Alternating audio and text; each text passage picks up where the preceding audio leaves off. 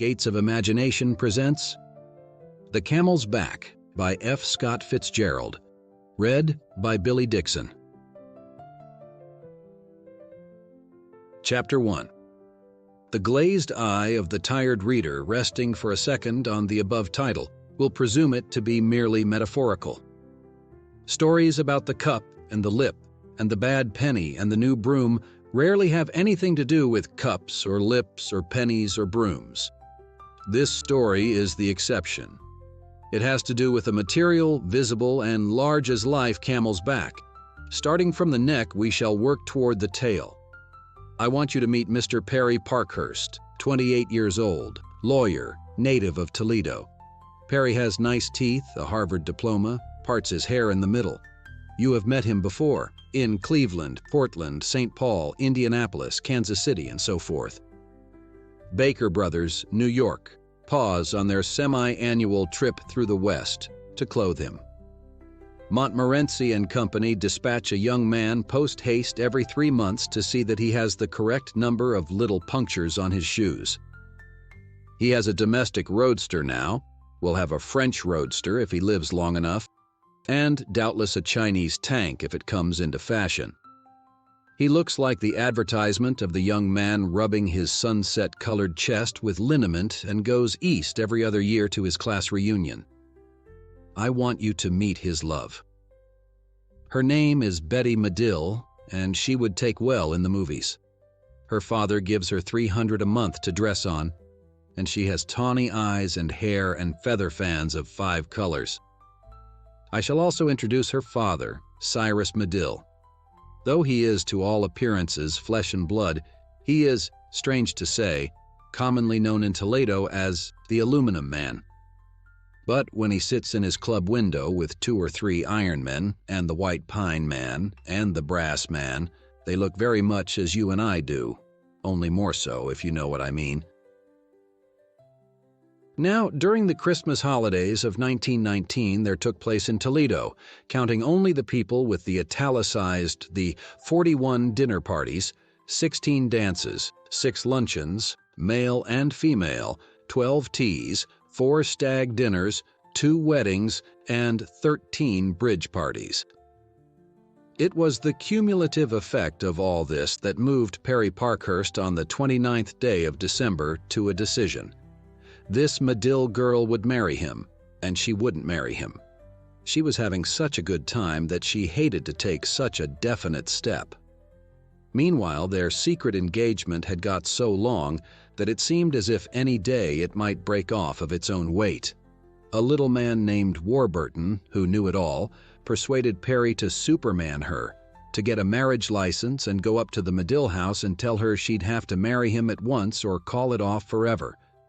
So he presented himself, his heart, his license, and his ultimatum, and within 5 minutes they were in the midst of a violent quarrel, a burst of sporadic open fighting such as occurs near the end of all long wars and engagements. It brought about one of those ghastly lapses in which 2 people who are in love pull up sharp, look at each other coolly, and think it's all been a mistake. Afterward, they usually kiss wholesomely and assure the other person it was all their fault. Say it all was my fault. Say it was. I want to hear you say it. But while reconciliation was trembling in the air, while each was in a measure stalling it off so that they might the more voluptuously and sentimentally enjoy it when it came, they were permanently interrupted by a 20-minute phone call for Betty from a garrulous aunt. At the end of 18 minutes, Perry Parkhurst, urged on by pride and suspicion and injured dignity, put on his long fur coat, picked up his light brown soft hat, and stalked out the door. "It's all over," he muttered brokenly as he tried to jam his car into first. "It's all over if I have to choke you for an hour, damn you." The last to the car, which had been standing some time and was quite cold. He drove downtown, that is, he got into a snow rut that led him downtown. He sat slouched down very low in his seat, much too dispirited to care where he went.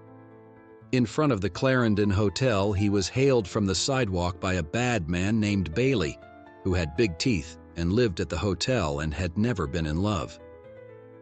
"Perry," said the bad man softly when the roadster drew up beside him at the curb, "I've got 6 quarts of the doggonedest still champagne you ever tasted.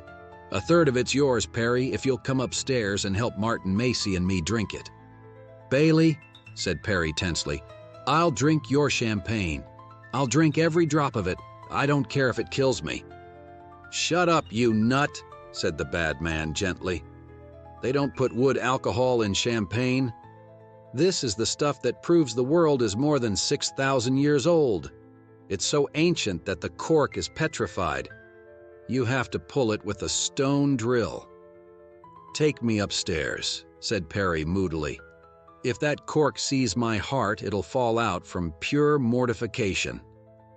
The room upstairs was full of those innocent hotel pictures of little girls eating apples and sitting in swings and talking to dogs. The other decorations were neckties and a pink man reading a pink paper devoted to ladies in pink tights. "When you have to go into the highways and byways," said the pink man, looking reproachfully at Bailey and Perry. "Hello, Martin Macy," said Perry shortly. "Where's this Stone Age champagne?" "What's the rush? This isn't an operation, understand? This is a party." Perry sat down dully and looked disapprovingly at all the neckties. Bailey leisurely opened the door of a wardrobe and brought out 6 handsome bottles. "Take off that darn fur coat," said Martin Macy to Perry. "Or maybe you'd like to have us open all the windows." "Give me champagne," said Perry. "Going to the Townsend Circus Ball tonight?" "Am not." "Vated?" "Uh-huh." "Why not go?" "Oh, I'm sick of parties," exclaimed Perry. "I'm sick of them. I've been to so many that I'm sick of them." "Maybe you're going to the Howard Tate's party?" "No, I tell you, I'm sick of them." "Well," said Macy consolingly, "the Tate's is just for college kids anyways."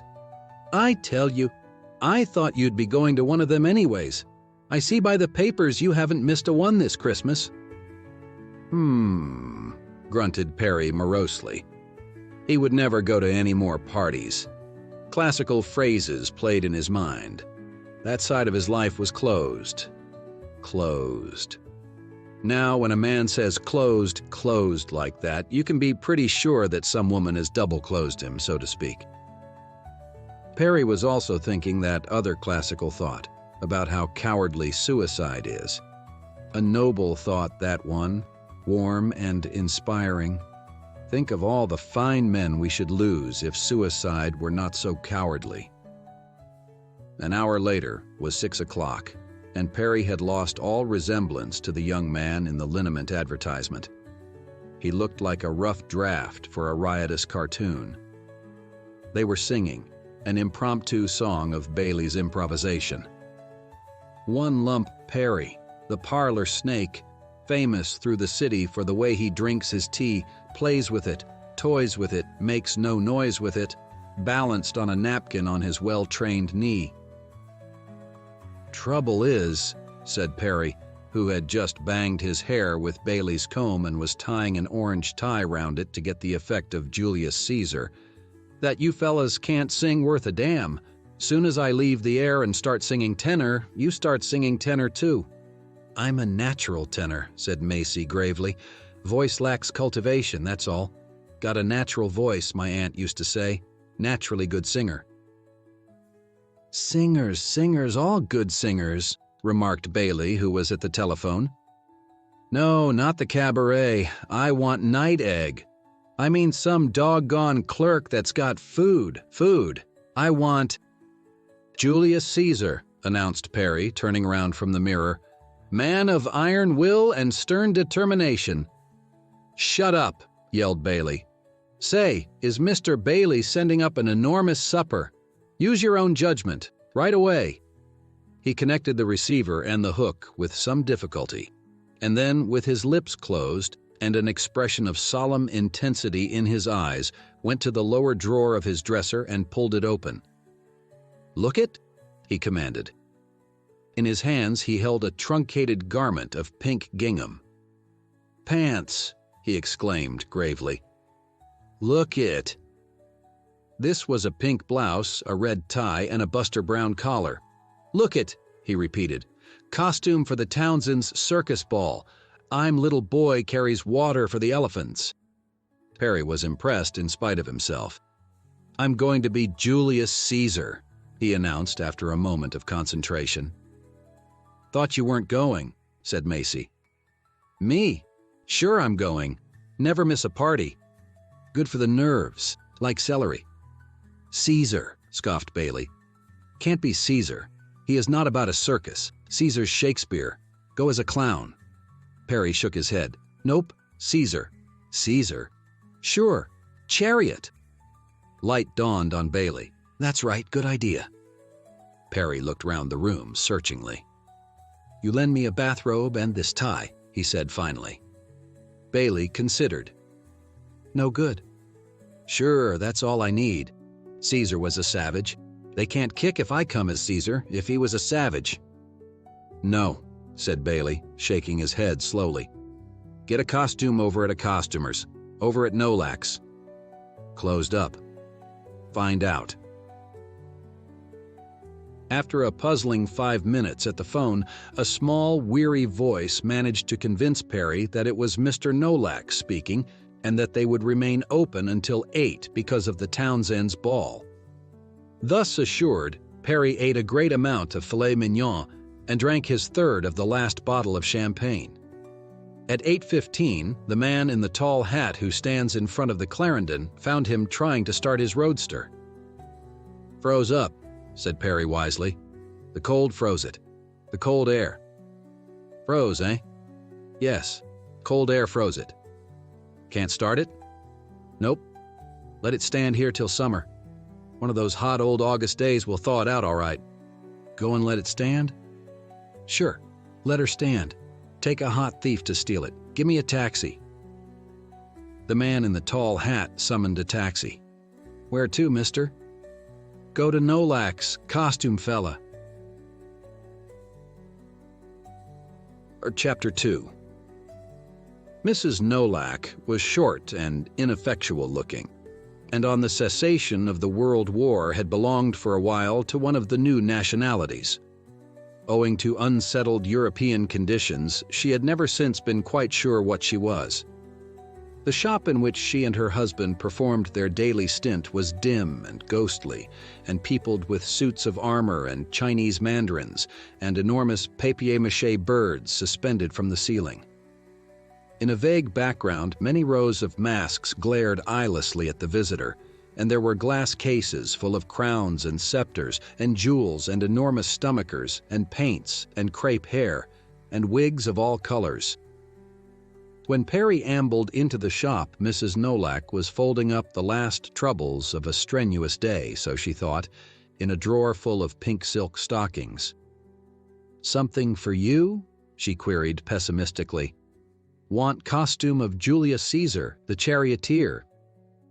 Mrs. Nolak was sorry, but every stitch of charioteer had been rented long ago. "Was it for the Townsends' circus ball?" "It was." "Sorry," she said, "but I don't think there's anything left that's really circus." This was an obstacle. Said Perry. An idea struck him suddenly. "If you've got a piece of canvas, I could go as a tent." "Sorry, but we haven't anything like that. A hardware store is where you'd have to go to. We have some very nice Confederate soldiers." "No, no soldiers." "And I have a very handsome king." He shook his head. "Several of the gentlemen," she continued hopefully, "are wearing stovepipe hats and swallowtail coats and going as ringmasters, but we're all out of tall hats. I can let you have some crepe hair for a mustache." "Want something distinctive?" "Something, let's see, well, we have a lion's head and a goose and a camel." "Camel?" The idea seized Perry's imagination, gripped it fiercely. "Yes, but it needs 2 people." "Camel, that's the idea. Let me see it." The camel was produced from his resting place on a top shelf. At first glance, he appeared to consist entirely of a very gaunt, cadaverous head and a sizable hump. but on being spread out, he was found to possess a dark brown, unwholesome-looking body made of thick, cottony cloth. "You see, it takes two people," explained Mrs. Nolak, holding the camel in frank admiration. "If you have a friend, he could be part of it. You see, there's sort of pants for two people.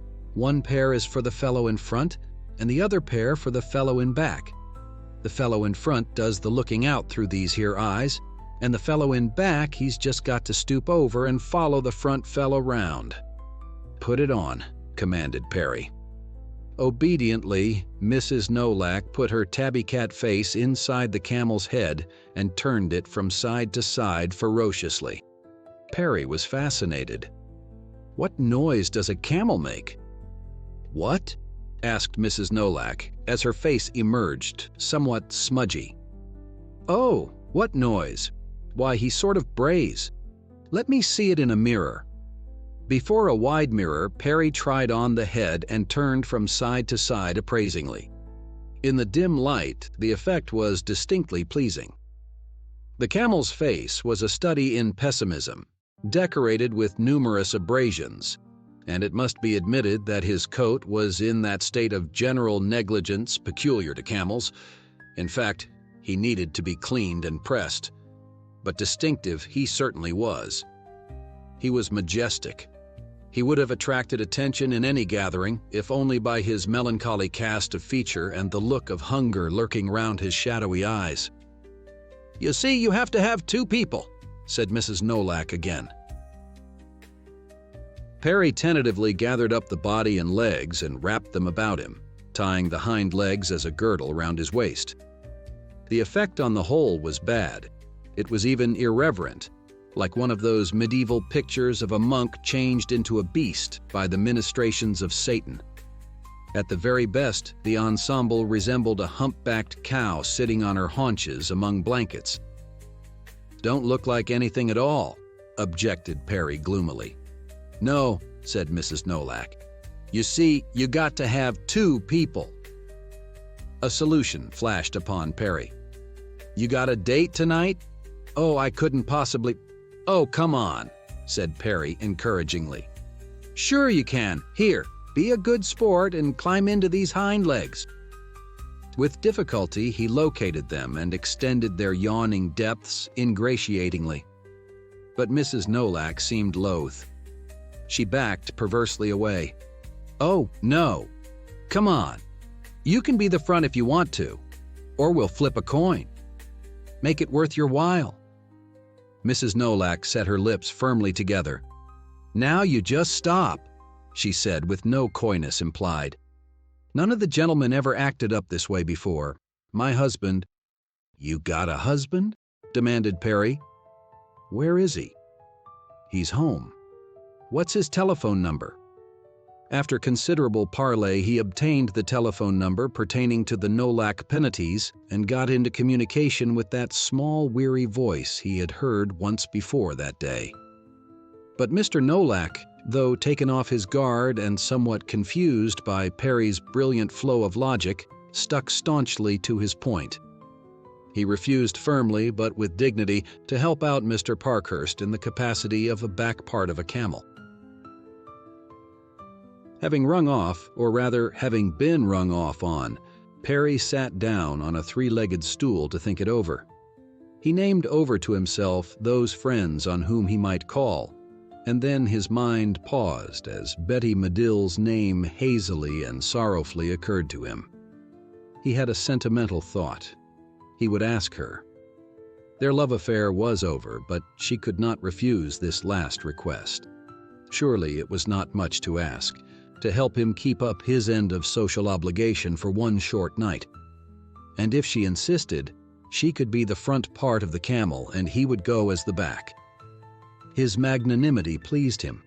His mind even turned to rosy-colored dreams of a tender reconciliation inside the camel, there hidden away from all the world. "Now, you'd better decide right off." The bourgeois voice of Mrs. Nolak broke in upon his mellow fancies and roused him to action. He went to the phone and called up the Medill house. Miss Betty was out, had gone out to dinner. Then, when all seemed lost, the camel's back wandered curiously into the store. He was a dilapidated individual with a cold in his head and a general trend about him of downwardness. His cap was pulled down low on his head, and his chin was pulled down low on his chest. His coat hung down to his shoes. He looked run down at the heels, and, Salvation Army to the contrary, down and out. He said that he was the taxicab driver that the gentleman had hired at the Clarendon Hotel. He had been instructed to wait outside, but he had waited some time, and a suspicion had grown upon him that the gentleman had gone out the back way with purpose to defraud him. Gentlemen sometimes did, so he had come in. He sank down onto the three-legged stool. "Want to go to a party?" demanded Perry sternly. "I gotta work," answered the taxi driver lugubriously. "I gotta keep my job. It's a very good party. It's a very good job." "Come on," urged Perry. "Be a good fella. See? It's pretty." He held the camel up, and the taxi driver looked at it cynically. "Huh?" Perry searched feverishly among the folds of the cloth. "See?" he cried enthusiastically, holding up a selection of folds. "This is your part. You don't even have to talk. All you have to do is to walk and sit down occasionally. You do all the sitting down. Think of it. I'm on my feet all the time, and you can sit down some of the time. The only time I can sit down is when we're lying down, and you can sit down when... Oh, anytime. See?" "What's that thing?" demanded the individual dubiously. "A shroud?" "Not at all," said Perry indignantly. "It's a camel." "Huh?" Then Perry mentioned a sum of money, and the conversation left the land of grunts and assumed a practical tinge. Perry and the taxi driver tried on the camel in front of the mirror. "You can't see it," explained Perry, peering anxiously out through the eye holes. "But honestly, old man, you look simply great, honestly." A grunt from the hump acknowledged this somewhat dubious compliment. "Honestly, you look great," repeated Perry enthusiastically. "Move round a little." The hind legs moved forward, giving the effect of a huge cat camel hunching his back preparatory to a spring. "No, move sideways." The camel's hips went neatly out of joint. A hula dancer would have writhed in envy. "Good, isn't it?" demanded Perry, turning to Mrs. Nolak for approval. "It looks lovely," agreed Mrs. Nolak. "We'll take it," said Perry. The bundle was stowed under Perry's arm, and they left the shop. "Go to the party," he commanded as he took his seat in the back. "What party?" "Fancy dress party." "Whereabouts is it?" This presented a new problem. Perry tried to remember, but the names of all those who had given parties during the holidays danced confusedly before his eyes. He could ask Mrs. Nolak, but on looking out the window, he saw that the shop was dark. Mrs. Nolak had already faded out, a little black smudge far down the snowy street. "Drive uptown," directed Perry with fine confidence. "If you see a party, stop. Otherwise, I'll tell you when we get there." He fell into a hazy daydream, and his thoughts wandered again to Betty. He imagined vaguely that they had had a disagreement because she refused to go to the party as the back part of the camel. He was just slipping off into a chilly doze when he was wakened by the taxi driver opening the door and shaking him by the arm. "Here we are, maybe." Perry looked out sleepily. A striped awning led from the curb up to a spreading gray stone house, from which issued the low, drummy whine of expensive jazz. He recognized the Howard Tate house. "Sure," he said emphatically. "That is it. Tate's party tonight. Sure, everybody's going." "Say," said the individual anxiously after another look at the awning, "you sure these people aren't going to romp on me for coming here?" Perry drew himself up with dignity. "If anybody says anything to you, just tell them you're part of my costume." The visualization of himself as a thing rather than a person seemed to reassure the individual. "All right," he said reluctantly. Perry stepped out under the shelter of the awning and began unrolling the camel. "Let's go," he commanded.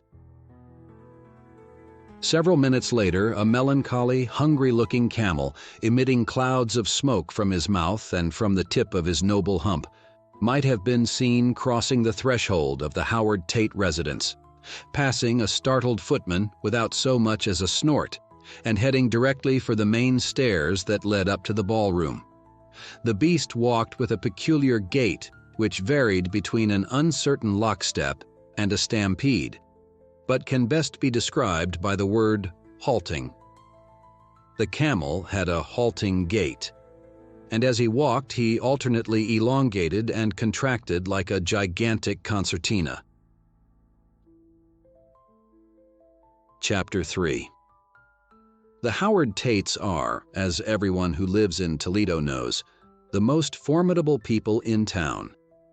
Mrs. Howard Tate was a Chicago Todd before she became a Toledo Tate, and the family generally affect that conscious simplicity which has begun to be the earmark of American aristocracy. The Tates have reached the stage where they talk about pigs and farms and look at you icy-eyed if you are not amused. They have begun to prefer retainers rather than friends as dinner guests, spend a lot of money in a quiet way, and having lost all sense of competition, are in process of growing quite dull. The dance this evening was for little Millicent Tate, and though all ages were represented, the dancers were mostly from school and college. The younger married crowd was at the Townsend's circus ball up at the Tally-Ho Club. Mrs. Tate was standing just inside the ballroom, following Millicent round with her eyes and beaming whenever she caught her eye.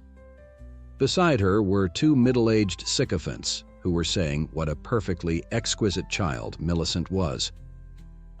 It was at this moment that Mrs. Tate was grasped firmly by the skirt, and her youngest daughter Emily, aged 11, hurled herself with an oof into her mother's arms.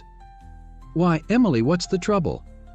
"Mama," said Emily, wild-eyed but voluble, "there's something out on the stairs." "What?" "There's a thing out on the stairs, Mama. I think it's a big dog, Mama, but it doesn't look like a dog." "What do you mean, Emily?" The sycophants waved their heads sympathetically. "Mama, it looks like a camel." Mrs. Tate laughed. "You saw a mean old shadow, dear, that's all." "No, I didn't. No, it was some kind of thing, Mama, big. I was going downstairs to see if there were any more people, and this dog or something, he was coming upstairs. Kind of funny, Mama, like he was lame, and then he saw me and gave a sort of growl, and then he slipped at the top of the landing and I ran."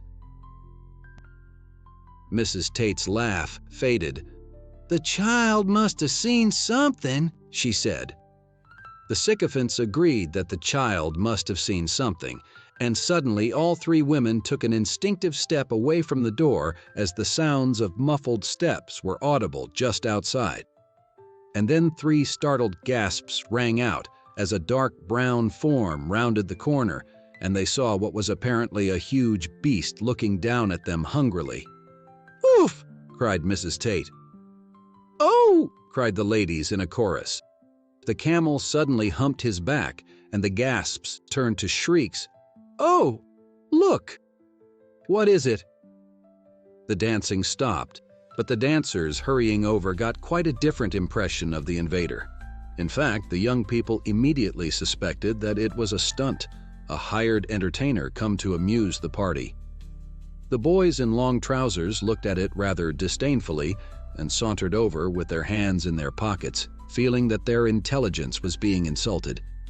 But the girls uttered little shouts of glee. "It's a camel! Well, if he isn't the funniest!"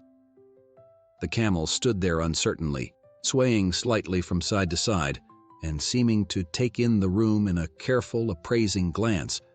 Then, as if he had come to an abrupt decision, he turned and ambled swiftly out the door.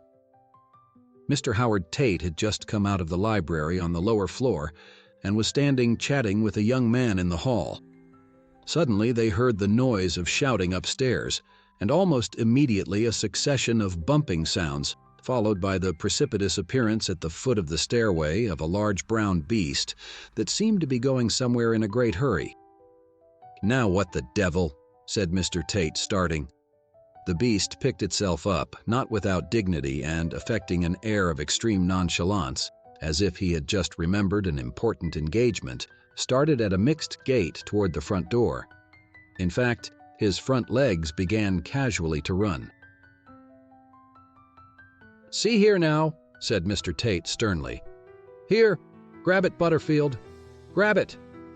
The young man enveloped the rear of the camel in a pair of compelling arms, and, realizing that further locomotion was impossible, the front end submitted to capture and stood resignedly in a state of some agitation.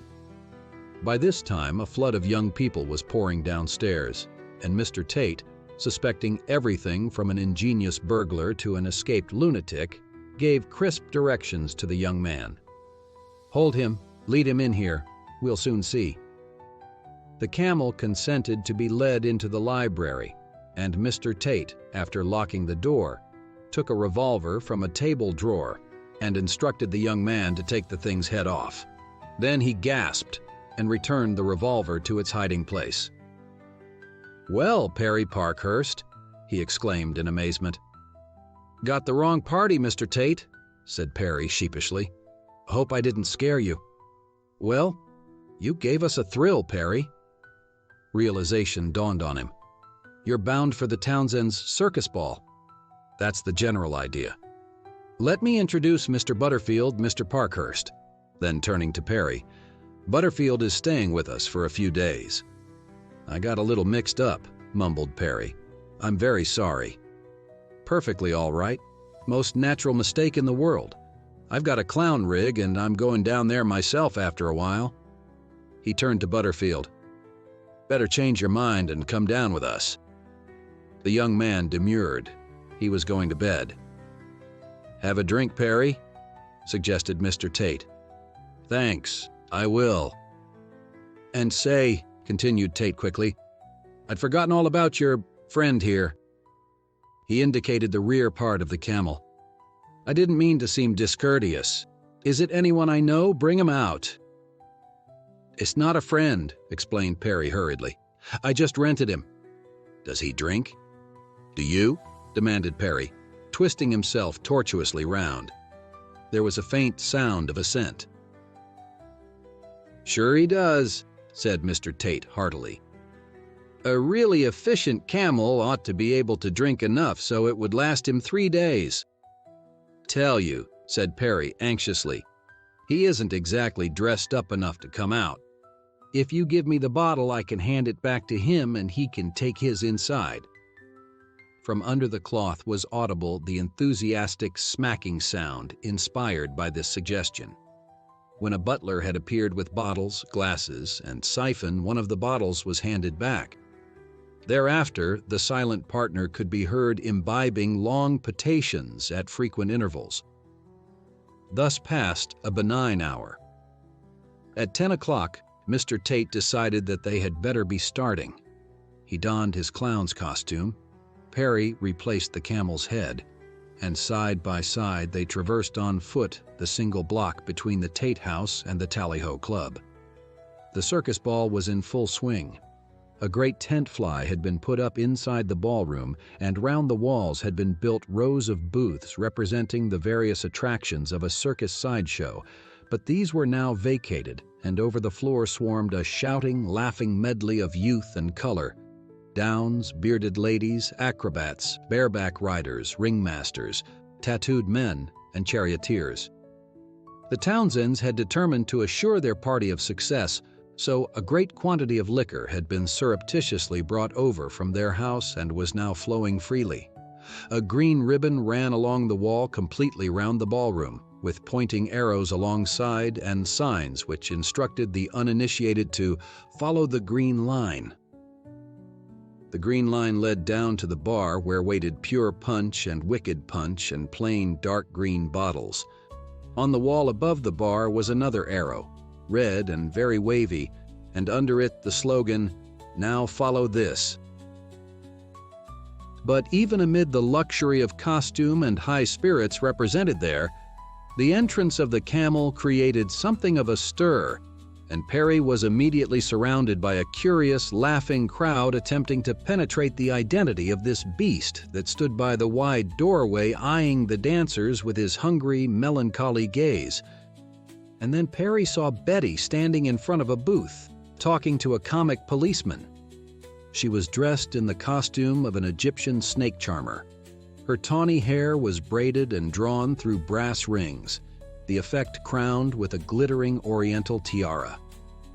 Her fair face was stained to a warm olive glow, and on her arms and the half-moon of her back writhed painted serpents with single eyes of venomous green. Her feet were in sandals, and her skirt was slit to the knees, so that when she walked one caught a glimpse of other slim serpents painted just above her bare ankles. Wound about her neck was a glittering cobra. Altogether a charming costume, one that caused the more nervous among the older women to shrink away from her when she passed, and the more troublesome ones to make great talk about "shouldn't be allowed" and "perfectly disgraceful."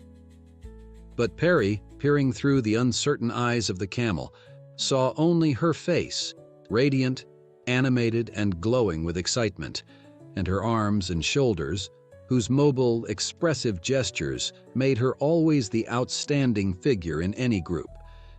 He was fascinated, and his fascination exercised a sobering effect on him. With a growing clarity, the events of the day came back.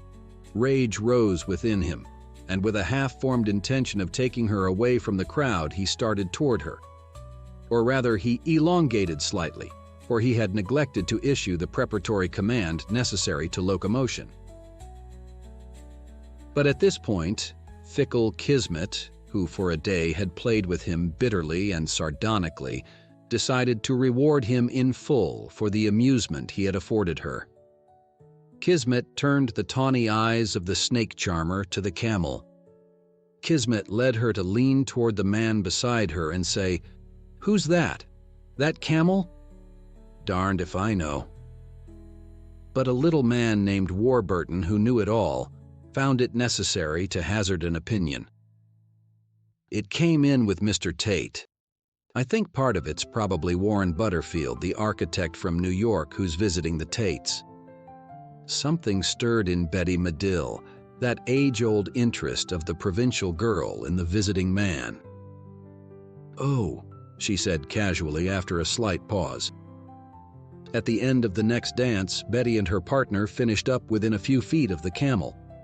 With the informal audacity that was the keynote of the evening, she reached out and gently rubbed the camel's nose. "Hello, old camel." The camel stirred uneasily. "You afraid of me?" said Betty, lifting her eyebrows in reproof. "Don't be. You see, I'm a snake charmer, but I'm pretty good at camels too." The camel bowed very low, and someone made the obvious remark about beauty in the beast. Mrs. Townsend approached the group.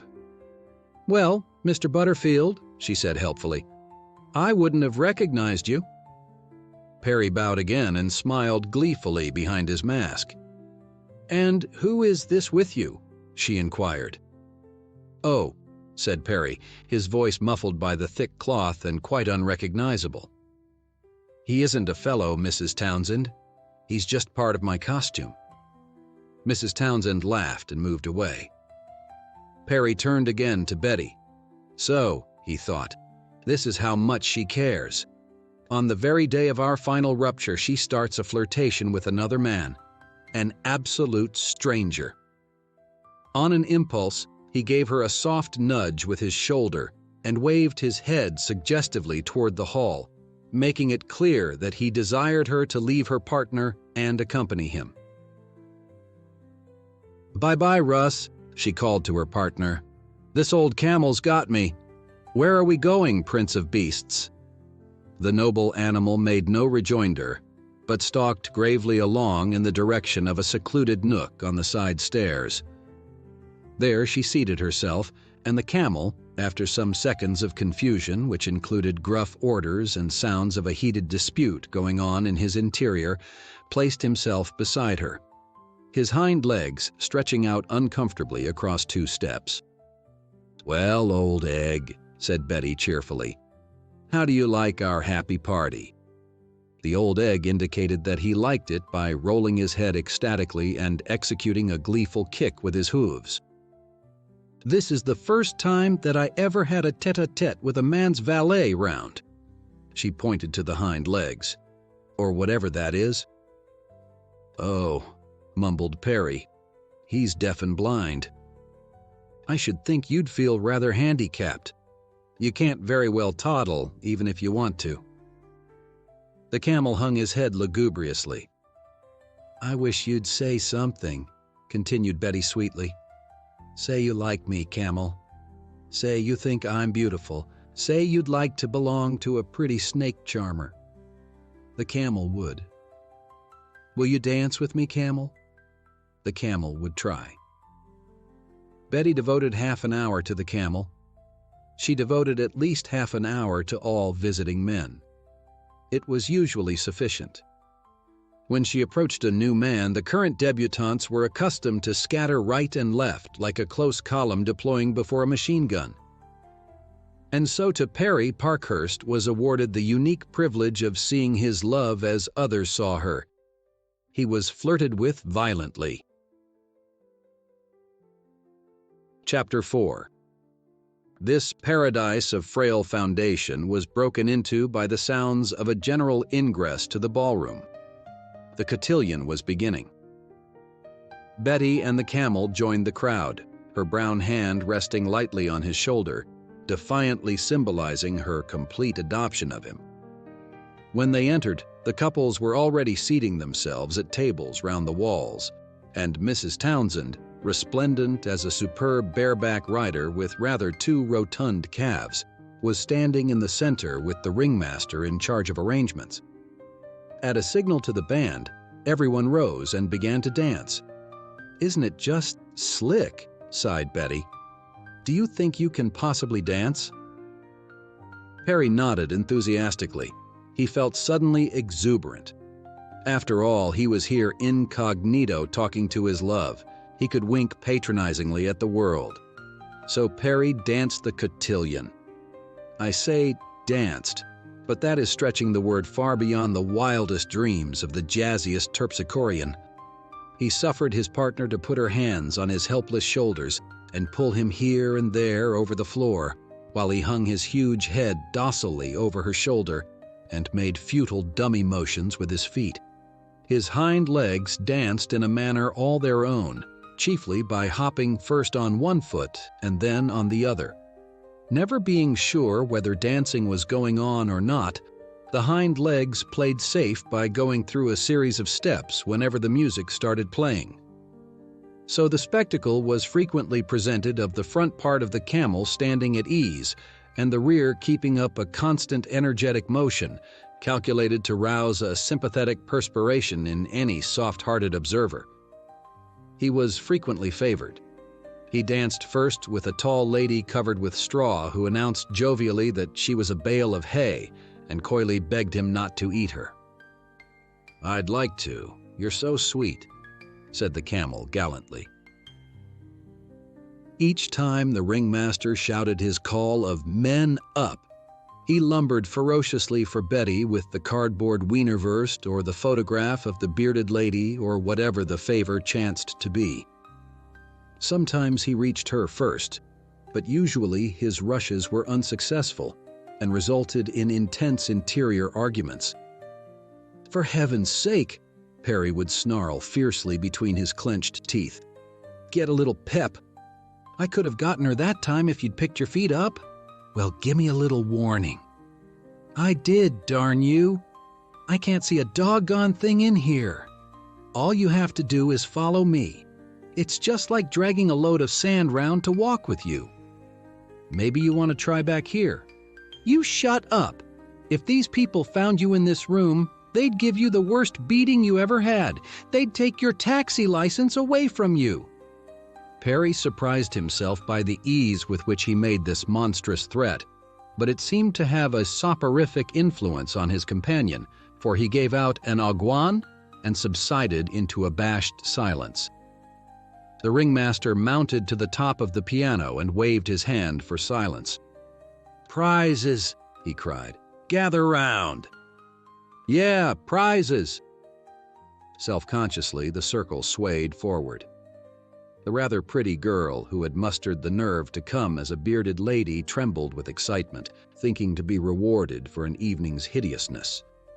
The man who had spent the afternoon having tattoo marks painted on him skulked on the edge of the crowd, blushing furiously when anyone told him he was sure to get it. "Lady and gent performers of this circus," announced the ringmaster jovially, "I am sure we will all agree that a good time has been had by all. We will now bestow honor where honor is due by bestowing the prizes. Mrs. Townsend has asked me to bestow the prizes. Now, fellow performers, the first prize is for that lady who has displayed this evening the most striking, becoming—" At this point the bearded lady sighed resignedly, "and original costume." Here the bale of hay pricked up her ears. "Now I am sure that the decision which has been agreed upon will be unanimous with all here present. The first prize goes to Miss Betty Medill, the charming Egyptian snake charmer." There was a burst of applause, chiefly masculine, and Miss Betty Medill, blushing beautifully through her olive paint, was passed up to receive her award. With a tender glance, the ringmaster handed down to her a huge bouquet of orchids. "And now," he continued, looking round him, "the other prize is for that man who has the most amusing and original costume. This prize goes without dispute to a guest in our midst, a gentleman who is visiting here, but whose stay we all hope will be long and merry. In short, to the noble Camel who has entertained us all by his hungry look and his brilliant dancing throughout the evening." He ceased, and there was a violent clapping and yaying, for it was a popular choice. The prize, a large box of cigars, was put aside for the Camel, as he was anatomically unable to accept it in person. "And now," continued the ringmaster, "we will wind up the cotillion with the marriage of mirth to folly. Form for the grand wedding march, the beautiful snake charmer and the noble Camel in front." Betty skipped forward cheerily and wound an olive arm round the Camel's neck. Behind them formed the procession of little boys, little girls, country jakes, fat ladies, thin men, sword swallowers, wild men of Borneo, and armless wonders, many of them well in their cups, all of them excited and happy and dazzled by the flow of light and color round them, and by the familiar faces, strangely unfamiliar under bizarre wigs and barbaric paint. The voluptuous chords of the wedding march, done in blasphemous syncopation, issued in a delirious blend from the trombones and saxophones, and the march began. "Aren't you glad, Camel?" demanded Betty sweetly as they stepped off. "Aren't you glad we're going to be married and you're going to belong to the nice snake charmer ever afterward?" The Camel's front legs pranced, expressing excessive joy. "Minister! Minister! Where's the minister?" cried voices out of the revel. "Who's going to be the clergyman?" The head of Jumbo, obese black man, waiter at the Tally-Ho Club for many years, appeared rashly through a half-opened pantry door. "Oh, Jumbo! Get old Jumbo, he's the fella. Come on, Jumbo. How about marrying us a couple?" "Yeah!" Jumbo was seized by 4 comedians, stripped of his apron and escorted to a raised dais at the head of the ball. There his collar was removed and replaced backside forward with ecclesiastical effect. The parade separated into 2 lines, leaving an aisle for the bride and groom. "Lawdy, man!" roared Jumbo. "I got old Bible and everything, sure enough." He produced a battered Bible from an interior pocket. "Yeah, Jumbo's got a Bible! Razor too, I'll bet." Together, the snake charmer and the Camel ascended the cheering aisle and stopped in front of Jumbo. "Where's your license, Camel?" A man nearby prodded Perry. "Give him a piece of paper. Anything will do." Perry fumbled confusedly in his pocket, found a folded paper, and pushed it out through the camel's mouth. Holding it upside down, Jumbo pretended to scan it earnestly. "This year's a special camel's license," he said. "Get your ring ready, Camel." Inside the camel, Perry turned round and addressed his worse half. "Give me a ring, for heaven's sake." "I ain't got none," protested a weary voice. "You have. I saw it." "I ain't going to take it off of my hand." "If you don't, I'll kill you." There was a gasp, and Perry felt a huge affair of rhinestone and brass inserted into his hand. Again he was nudged from the outside. "Speak up." "I do," cried Perry quickly. He heard Betty's responses given in a debonair tone, and even in this burlesque, the sound thrilled him. Then he had pushed the rhinestone through a tear in the camel's coat and was slipping it on her finger, muttering ancient and historic words after Jumbo. He didn't want anyone to know about this ever. His one idea was to slip away without having to disclose his identity, for Mr. Tate had so far kept his secret well. A dignified young man, Perry, and this might injure his infant law practice. "Embrace the bride! Unmask Camel and kiss her!" Instinctively, his heart beat high as Betty turned to him laughingly and began to strike the cardboard muzzle. He felt his self-control giving way. He longed to surround her with his arms and declare his identity and kiss those lips that smiled only a foot away, when suddenly the laughter and applause around them died off, and a curious hush fell over the hall. Perry and Betty looked up in surprise. Jumbo had given vent to a huge "hello" in such a startled voice that all eyes were bent on him. "Hello?" he said again. He had turned round the camel's marriage license, which he had been holding upside down, produced spectacles, and was studying it agonizingly. "Why?" he exclaimed, and in the pervading silence his words were heard plainly by everyone in the room. "This year's a sure enough marriage permit." "What? Huh? Say it again, Jumbo. Sure you can read?" Jumbo waved them to silence, and Perry's blood burned to fire in his veins as he realized the break he had made. "Yes, sir," repeated Jumbo. "This year's a sure enough license, and the parties concerned, one of them is this young lady, Miss Betty Medill, and the other is Mr. Perry Paulkhurst." There was a general gasp, and a low rumble broke out as all eyes fell on the camel. Betty shrank away from him quickly, her tawny eyes giving out sparks of fury. "Is you Mr. Paulkhurst, you camel?" Perry made no answer. The crowd pressed up closer and stared at him. He stood frozen rigid with embarrassment, his cardboard face still hungry and sardonic as he regarded the ominous Jumbo. "You all better speak up," said Jumbo slowly. "This year's a mighty serious matter. Outside my duties at this club, I happen to be a sure enough minister in the First Colored Baptist Church. It does look to me as though you all have gone and got married." Chapter 5. The scene that followed will go down forever in the annals of the Tally-Ho Club. Stout matrons fainted, 100% Americans swore, wild-eyed debutantes babbled in lightning groups instantly formed and instantly dissolved, and a great buzz of chatter, virulent yet oddly subdued, hummed through the chaotic ballroom. Feverish youths swore they would kill Perry or Jumbo or themselves or someone, and the Baptist preacher was besieged by a tempestuous covey of clamorous amateur lawyers, asking questions, making threats, demanding precedents, ordering the bonds annulled, and especially trying to ferret out any hint of prearrangement in what had occurred. In the corner, Mrs. Townsend was crying softly on the shoulder of Mr. Howard Tate, who was trying vainly to comfort her. They were exchanging "all my faults" volubly and voluminously. Outside on a snow-covered walk, Mr. Cyrus Medill, the aluminum man, was being paced slowly up and down between two brawny charioteers, giving vent now to a string of unrepeatables, now to wild pleadings that they'd just let him get at Jumbo.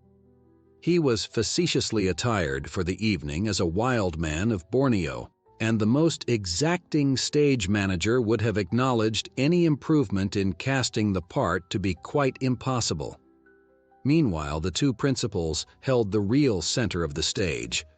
Betty Medill, or was it Betty Parkhurst, storming furiously, was surrounded by the plainer girls. The prettier ones were too busy talking about her to pay much attention to her. And over on the other side of the hall stood the camel, still intact except for his headpiece, which dangled pathetically on his chest. Perry was earnestly engaged in making protestations of his innocence to a ring of angry, puzzled men. Every few minutes, just as he had apparently proved his case, someone would mention the marriage certificate, and the inquisition would begin again. A girl named Marion Cloud, considered the second-best belle of Toledo, changed the gist of the situation by a remark she made to Betty. "Well," she said maliciously, "it will all blow over, dear. The courts will annul it without question." Betty's angry tears dried miraculously in her eyes. Her lips shut tight together, and she looked stonily at Marion. Then she rose and, scattering her sympathizers right and left, walked directly across the room to Perry, who stared at her in terror. Again, silence crept down upon the room. "Will you have the decency to grant me 5 minutes of conversation? Or wasn't that included in your plans?" He nodded, his mouth unable to form words. Indicating coldly that he was to follow her, she walked out into the hall, with her chin up tilted, and headed for the privacy of one of the little card rooms. Perry started after her, but was brought to a jerky halt by the failure of his hind legs to function. "You stay here," he commanded savagely. "I can't," whined a voice from the hump, "unless you get out first and let me get out." Perry hesitated, but unable any longer to tolerate the eyes of the curious crowd, he muttered a command, and the camel moved carefully from the room on its 4 legs. Betty was waiting for him. "Well," she began furiously, "you see what you've done? You and that crazy license. I told you shouldn't have gotten it." "My dear girl, Don't say dear girl to me. Save that for your real wife if you ever get one after this disgraceful performance. And don't try to pretend it wasn't all arranged. You know you gave that colored waiter money. You know you did. Do you mean to say you didn't try to marry me?" "No, of course." "Yes, you'd better admit it. You tried it, and now, what are you going to do? Do you know my father's nearly crazy? It'll serve you right if he tries to kill you. He'll take his gun and put some cold steel in you. Even if this wedding, this thing can be annulled, it'll hang over me all the rest of my life." Perry could not resist quoting softly, "Oh, Camel, wouldn't you like to belong to the pretty snake charmer for all your—" "Shut up!" cried Betty. There was a pause. "Betty," said Perry finally, "there's only one thing to do that will really get us out clear. That's for you to marry me." "Marry you? Yes, really, it's the only— You shut up! I wouldn't marry you if— I know. If I were the last man on earth. But if you care anything about your reputation—" "Reputation!" she cried. "You're a nice one to think about my reputation now. Why didn't you think about my reputation before you hired that horrible Jumbo to— Perry tossed up his hands hopelessly. "Very well, I'll do anything you want. Lord knows I renounce all claims." "But," said a new voice, "I don't—" Perry and Betty started, and she put her hand to her heart. "For heaven's sake, what was that?" "It's me," said the camel's back. In a minute, Perry had whipped off the camel's skin, and a lax, limp object, his clothes hanging on him damply, his hand clenched tightly on an almost empty bottle, stood defiantly before them. "Oh," cried Betty. "you brought that object in here to frighten me. You told me he was deaf, that awful person." The camel's back sat down on a chair with a sigh of satisfaction. "Don't talk that way about me, lady. I ain't no person. I'm your husband." "Husband?" The cry was wrung simultaneously from Betty and Perry. "Why, sure. I'm as much your husband as that gink is. The smoke didn't marry you to the camel's front. He married you to the whole camel. Why, that's my ring you got on your finger." With a little yelp, she snatched the ring from her finger and flung it passionately at the floor. "What's all this?" demanded Perry dazedly. "Just that you better fix me and fix me right. If you don't, I'm going to have the same claim you got to being married to her." "That's bigamy," said Perry, turning gravely to Betty. Then came the supreme moment of Perry's evening, the ultimate chance on which he risked his fortunes. He rose and looked first at Betty, where she sat weakly, aghast at this new complication, and then at the individual who swayed from side to side on his chair, uncertainly, menacingly. "Very well," said Perry slowly to the individual. "You can have her. Betty, I'm going to prove to you that as far as I'm concerned, our marriage was entirely accidental. I'm going to renounce utterly my rights to have you as my wife and give you to the man whose ring you wear, your lawful husband." There was a pause, and 4 horror-stricken eyes were turned on him. "Goodbye, Betty," he said brokenly. "Don't forget me in your newfound happiness.